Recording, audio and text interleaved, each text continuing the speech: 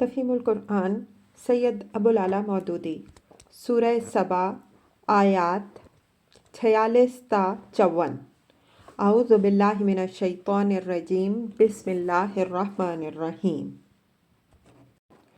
کل، اے نبی صلی اللہ علیہ وسلم ان سے کہہ دو، انما اعظکم بواحدہ، میں تمہیں بس ایک ہی نصیحت کرتا ہوں، ان تقوموا للہ مثنی و فرادا ثم تتفکروا، خدا کے لیے تم ایک ایک اکیلے اکیلے اور دو دو مل کر اپنا دماغ لڑاؤ اور سوچو، ما بصاحبکم من جنہ، تمہارے صاحب میں آخر ایسی کون سی بات ہے جو جنون کی ہوگی۔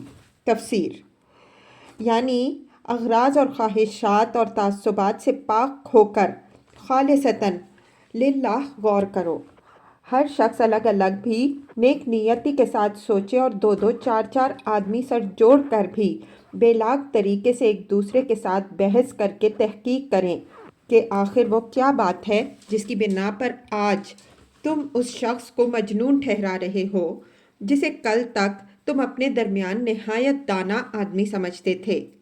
آخر نبوت سے تھوڑی ہی مدت پہلے کا تو واقعہ تھا کہ تعمیر کعبہ کے بعد حجر اسود نصب کرنے کے مسئلے پر جب قبائل قریش باہم لڑ پڑے تھے تو تم ہی لوگوں سے بالاتفاق محمد صلی اللہ علیہ وسلم کو حکم تسلیم کیا تھا، اور انہوں نے ایسے طریقے سے اس جھگڑے کو چکایا تھا جس پر تم سب مطمئن ہو گئے۔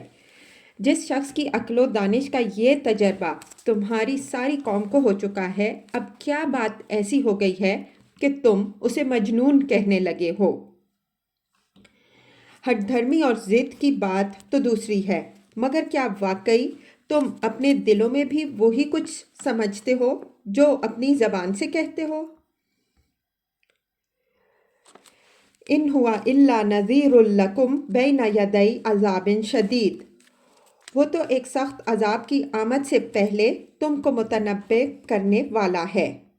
تفسیر، یعنی کیا یہی وہ قصور ہے جس کی بنا پر تم اسے مجنون کہہ رہے ہو؟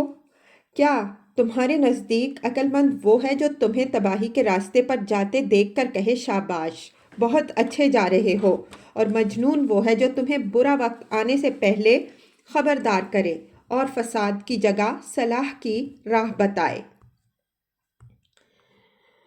قل، ان سے کہو، ما سألتکم من اجر فہو لکم، اگر میں نے تم سے کوئی اجر مانگا ہے تو وہ تم ہی کو مبارک رہے۔ تفسیر، اصل الفاظ ہیں ما سألتکم من اجر فہو لکم، اس کا ایک معنی تو وہ ہے جو اوپر ہم نے ترجمے میں بیان کیا، اور دوسرا مطلب یہ بھی ہو سکتا ہے کہ تمہاری بھلائی کے سوا میں اور کچھ نہیں چاہتا، میرا اجر بس یہی ہے کہ تم درست ہو جاؤ۔ اس مضمون کو دوسری جگہ قرآن مجید میں یوں ادا کیا گیا ہے، قل ما اسألکم علیہ من اجر الا من شاء ان یتخذ الی ربہ سبیلا۔ الفرقان 57۔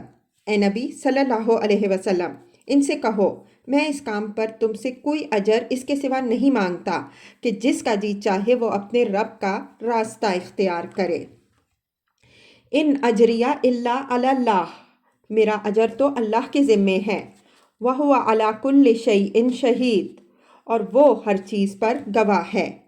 تفسیر، یعنی الزام لگانے والے جو کچھ چاہیں الزام لگاتے رہیں، مگر اللہ سب کچھ جانتا ہے، وہ گواہ ہے کہ میں ایک بے غرض انسان ہوں، یہ کام اپنے کسی ذاتی مفاد کے لیے نہیں کر رہا ہوں۔ قل، ان سے کہو، ان ربی یقذف بالحق، میرا رب مجھ پر حق کا القاء کرتا ہے۔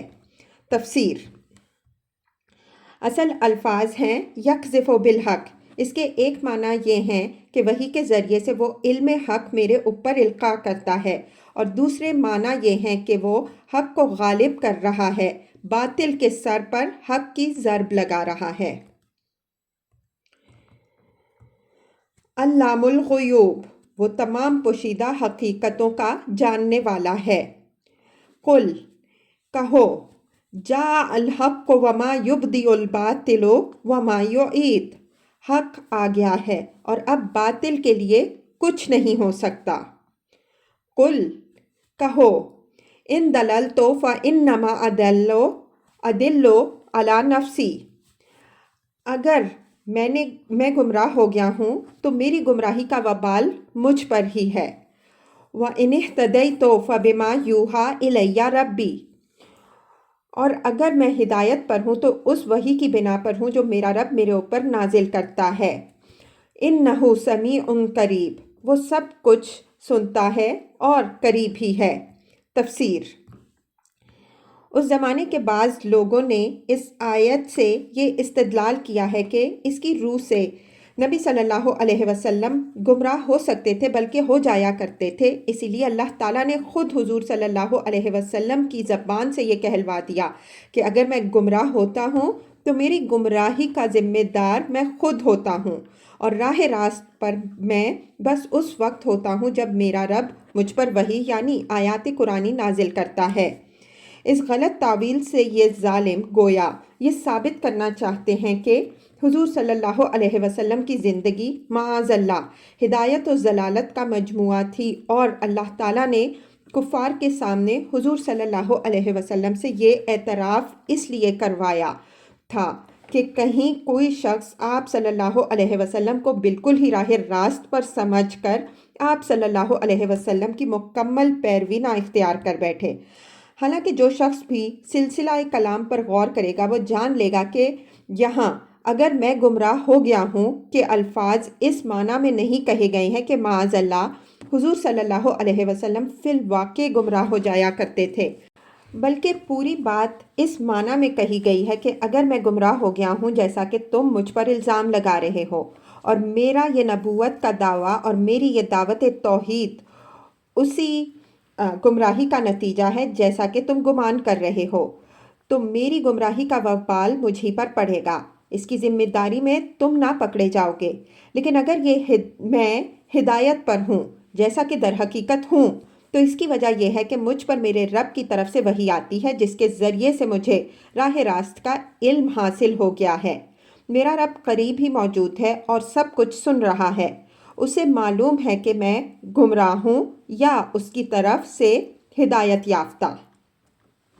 وَلَوْ تَرَىٰ إِذْ فُزِعُوا فَلَا فَوْتَ وَأُخِذُوا مِن مَّكَانٍ قَرِيبٍ، کاش تم دیکھو انہیں اس وقت جب یہ لوگ گھبرائے پھر رہے ہوں گے اور کہیں بچ کر نہ جا سکیں گے بلکہ قریب ہی سے پکڑ لیے جائیں گے۔ تفسیر۔ یعنی قیامت کے روز ہر مجرم اس طرح پکڑا جائے گا کہ گویا پکڑنے والا قریب ہی کہیں چھپا کھڑا تھا، ذرا اس نے بھاگنے کی کوشش کی اور فوراً ہی دھر لیا گیا۔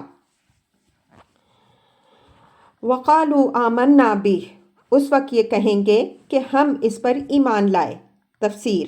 مراد یہ ہے کہ اس تعلیم پر ایمان لے آئے جو رسول صلی اللہ علیہ وسلم نے دنیا میں پیش کی تھی۔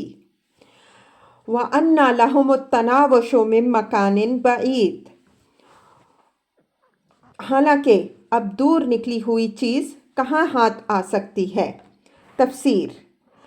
یعنی ایمان لانے کی جگہ تو دنیا تھی اور وہاں سے اب یہ بہت دور نکل آئے ہیں، عالم آخرت میں پہنچ جانے کے بعد اب توبہ و ایمان کا موقع کہاں مل سکتا ہے۔ وَقَدْ كَفَرُوا بِهِ مِن قَبْلُ، اس سے پہلے یہ کفر کر چکے ہیں۔ وَيَقْذِفُونَ بِالْغَيْبِ مِن مَّكَانٍ بَعِيدٍ، اور بلا تحقیق دور دور کی کوڑیاں لایا یہ کرتے تھے۔ تفسیر۔ یعنی رسول صلی اللہ علیہ وسلم اور تعلیمات رسول صلی اللہ علیہ وسلم اور اہل ایمان پر طرح طرح کے الزامات لگاتے، آوازیں کستے اور فکرے چست کرتے تھے۔ کبھی کہتے یہ شخص ساحر ہے، کبھی کہتے مجنون ہے، کبھی توحید کا مذاق اڑاتے اور کبھی آخرت کے تخیل پر باتیں چھانٹتے، کبھی یہ افسانہ تراشتے کہ رسول صلی اللہ علیہ وسلم کو کوئی اور سکھاتا پڑھاتا ہے، اور کبھی ایمان لانے والوں کے متعلق کہتے کہ یہ محض اپنی نادانی کی وجہ سے رسول صلی اللہ علیہ وسلم کے پیچھے لگ گئے ہیں۔ वहील बैनहुम व बैन मा यश्तहूना कमा फ़ुइल बिअश्याइहिम मिन क़ब्ल। उस वक्त जिस चीज़ की ये तमन्ना कर रहे होंगे उससे महरूम कर दिए जाएंगे, जिस तरह इनके पेश रो हम मशरब महरूम हो चुके होंगे। इन्नहुम कानू फ़ी शक्किम मुरीब, ये बड़े गुमराहकन शक में पड़े हुए थे। तफसीर: दर हकीकत शिर्क और दहरियत और इनकार आखिरत के अकायद कोई शख्स भी यकीन की बिना पर इख्तियार नहीं कर सकता, इसलिए कि यकीन सिर्फ इल्म से हासिल होता है और किसी शख्स को भी ये इल्म हासिल नहीं है कि खुदा नहीं है या बहुत से खुदा हैं या खुदाई के इख्तियारात में बहुत सी हस्तियों को दखल हासिल है या आखिरत नहीं होनी चाहिए। बस जिसने भी दुनिया में ये अकायद इख्तियार किए हैं उसने महज क़यास व गुमान पर एक इमारत खड़ी कर ली है जिसकी असल बुनियाद शक के सिवा और कुछ नहीं है, और ये शक उन्हें सख्त गुमराही की तरफ ले गया है। उन्हें खुदा के वजूद में शक हुआ, उन्हें तौहीद की सदाकत में शक हुआ, उन्हें आखिरत के आने में शक हुआ, हत्ता कि इस शक को उन्होंने यकीन की तरह दिलों में बिठाकर अंबिया अलैहिमुस्सलाम की कोई बात ना मानी और अपनी ज़िंदगी की पूरी मोहलत ते अमल एक गलत रास्ते में खपा दी।